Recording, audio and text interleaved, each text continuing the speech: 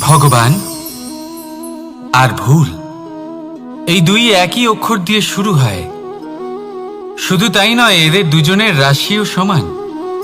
এবারে আপনারা বলবেন যে ভগবান, ভুল, এদের মধ্যে কিভাবে মিল থাকতে পারে? অনেক বড় মিল আছে। না শুধু এ এক অক্ষর দিয়ে শুরু হয়, বরং এদের বিজয় মন্ত্রটাও এক।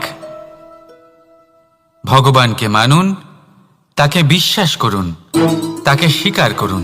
এটা করলে মনের দৃষ্টি থেকে ভগবানকে দেখা যায়, আর উনি আপনাকে সমৃদ্ধ করে তোলেন। ভুলের সাথেও এটাই ঘটে। নিজের ভুল স্বয়ং মেনে নিলে, স্বীকার করে নিলে, সব কিছুই স্পষ্টভাবে দেখতে পাবেন।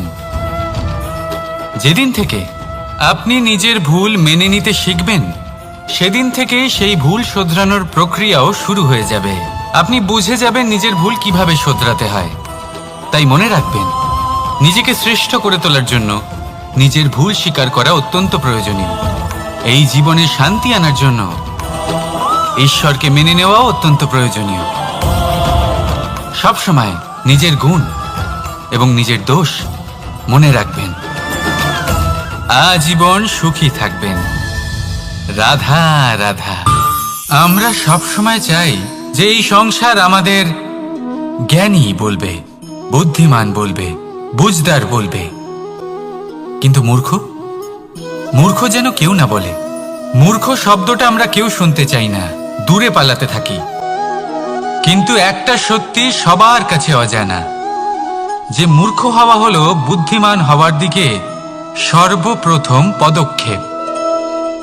আপনি যত খুশি দিগ্গজ জ্ঞানী মানুষদের সাথে আলাপ করুন, যত ইচ্ছে কথা বলুন, যতই জ্ঞানের কথা আলোচনা করুন, অভিজ্ঞতা মূর্খ হবার পরেই পাওয়া যায়, তাই নয় কি?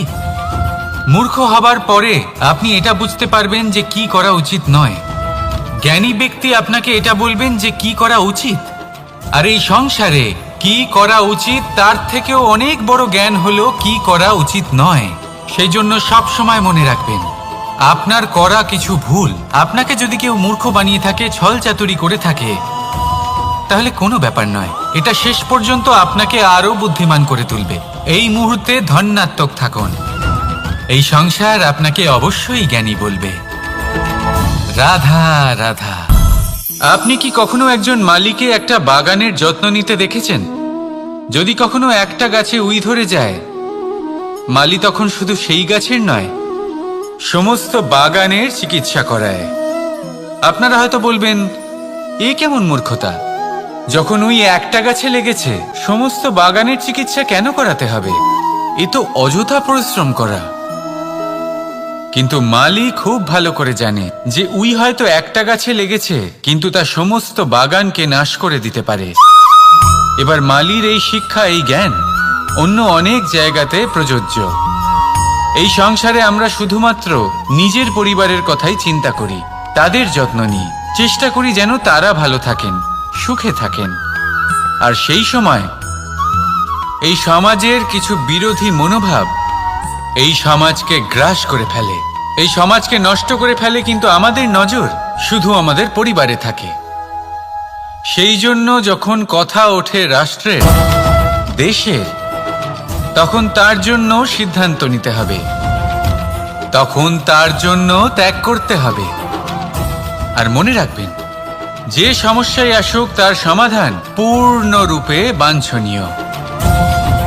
এই সংসারে প্রত্যেক ব্যক্তি যদি নিজের পরিবারেরও খেয়াল রাখেন এবং সমাজেরও খেয়াল রাখেন এবং সঠিকভাবে এই দেশেরও খেয়াল রাখেন, তবেই এই দেশ সম্পন্ন হতে পারবে। তাহলে আপনিও সেই প্রয়াস করুন, আর আমার সাথে ভালোবেসে বলুন, রাধা রাধা। কথায় বলা হয়, জীবনে ভালোবাসাই হলো সুখের মূল। এটা সত্য।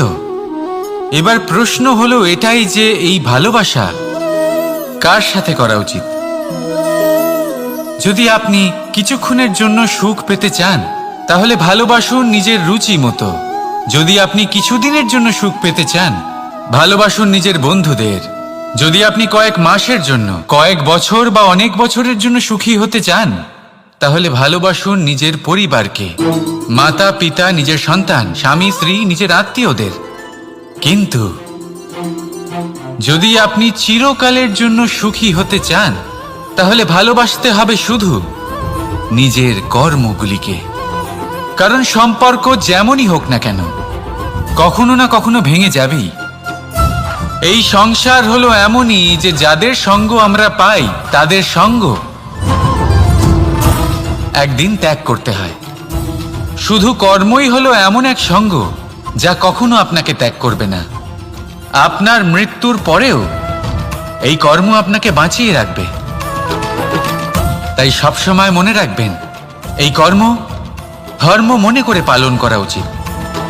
জীবনের শেষ মুহূর্ত পর্যন্ত কর্মকে ভালোবাসুন, জীবনের শেষ মুহূর্ত পর্যন্ত সুখে থাকবেন। আর আমি তো সবসময় বলি, শুধু কর্ম করতে থাকো, ফলের চিন্তা করো না। তাহলে আসুন আর আমার সাথে ভালোবেসে বলুন, রাধা রাধা। দ্বিধাবোধ।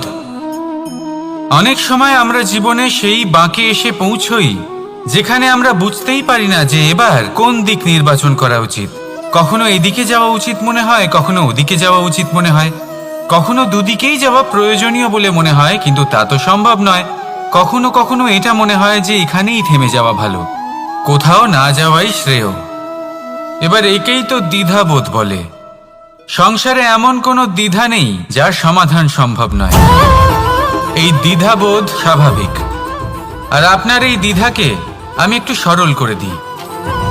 দ্বিধাগ্রস্ত হয়ে নির্বাচন করলে তখন এটা মাথায় নিয়ে করবেন যে আপনার এই নির্বাচনের ফলে এই সংসারের ওপর, এই সমাজের ওপর কি প্রভাব পড়তে পারে। নিজের লাভ ক্ষতির বিষয়ে ভাবা ছেড়ে দিন আর কর্ম করুন সংসারের মঙ্গলের জন্য, আগামী প্রজন্মের মঙ্গলের জন্য। ভাবুন আপনার এই নির্বাচনের জন্য কিভাবে তাদের জীবনের উদ্ধার সম্ভব। কারণ এই ভাবনাই হলো উচিত ভাবনা। কারণ অনেক সময় ওষুধ একটু কড়া মনে হতেই পারে, কিন্তু এই ওষুধই তো রোগ মুক্তি ঘটায়। সেইভাবে আপনাকেও এই দ্বিধার মুহূর্তে কঠিন নির্বাচন করতে হতে পারে। এই কঠিন নির্বাচন জীবনে কঠিন পরিস্থিতিও আনতে পারে, কিন্তু যদি এই নির্বাচন ধর্মসঙ্গত হয়, যদি এর দ্বারা সংসারের মঙ্গল হয়, তাহলে এই নির্বাচনই হলো সঠিক নির্বাচন। আসুন আমার সাথে ভালোবেসে বলুন, রাধা রাধা। মানুষ নানান ধরনের বাসনা পোষণ করেন। তাদের নানান ইচ্ছে থাকে, অভিলাষা থাকে, নানান কামনা করতে থাকেন, স্বপ্ন দেখেন, প্রার্থনা করেন যেন তা সফল হয়, নিজের সম্পন্নতা কামনা করেন, আর শেষে নিরাশ হয়ে যান কারণ এসব কিছুই পান না। আপনাকে একটা ছোট্ট উদাহরণ দিই। জঙ্গলের রাজা কাকে বলা হয়? সিংহকে। এবার যেহেতু সিংহ বনের রাজা, তাই হরিণ তো তার কাছে এসে এটা বলতে পারে না যে আপনি হলেন বনের রাজা, তাই আপনি আমাকে মেরে ফেলুন, আমাকে খেয়ে ফেলুন আর নিজের ক্ষুধা নিবারণ করুন। এমন তো হয় না। সিংহ যতই বনের রাজা হোক, তাকেও পরিশ্রম অবশ্যই করতে হয়, তবেই তার ক্ষুধা নিবারণ হয়। সেইভাবেই আপনার সমস্ত স্বপ্ন, আপনার সমস্ত ইচ্ছে, আপনার সমস্ত অভিলাষা, সমস্ত আকাঙ্ক্ষা পূরণ হবেই, অবশ্যই হবে, পরিশ্রমের দ্বারা। শুধু ভাবলেই হবে না। তাহলে আপনিও জীবনে পরিশ্রম করুন, নিজের সমস্ত স্বপ্ন পূরণ করুন, আর আমার সাথে ভালোবেসে বলুন, রাধা রাধা। আপনি কি কখনো কোনো উঁচু পর্বতের শিখরে পৌঁছতে পেরেছেন? যদি পৌঁছে থাকেন বা যদি আপনি কোনো উঁচু পর্বতের শিখরে যান, তাহলে ভালো করে দেখবেন, আপনি যত উঁচুতে অগ্রসর হতে থাকবেন, আস্তে আস্তে সমস্ত বনস্পতি বিলুপ্ত হতে থাকে। তারপরে সমস্ত গাছপালা, পশু পাখি সব বিলুপ্ত হতে থাকে। শেষ পর্যন্ত সেই শিখরে থেকে যায় শুধুমাত্র শান্তি, নীরবতা। আমাদের মানুষের সাথেও এটাই হয়। মানুষ যখন আত্মবিকাশের পথে অগ্রসর হতে থাকে এবং নিজের জীবনের শিখরে পৌঁছতে চায়, তখন তার একা থাকা অত্যন্ত প্রয়োজনীয় হয়। আর তাকে তখন ত্যাগ করতে হয় নিজের সুখ স্বাচ্ছন্দ্য, নিজের সম্পত্তি, নিজের সমৃদ্ধি, নিজের সৌন্দর্য। দেখুন, জীবনের শিখরে পৌঁছনো একেবারেই সহজ কাজ নয়। এ হলো অত্যন্ত দুর্গম এক পথ, কিন্তু যদি আপনি সেখানে পৌঁছতে চান তাহলে আপনাকে ত্যাগের প্রবৃত্তি জাগিয়ে তুলতে হবে।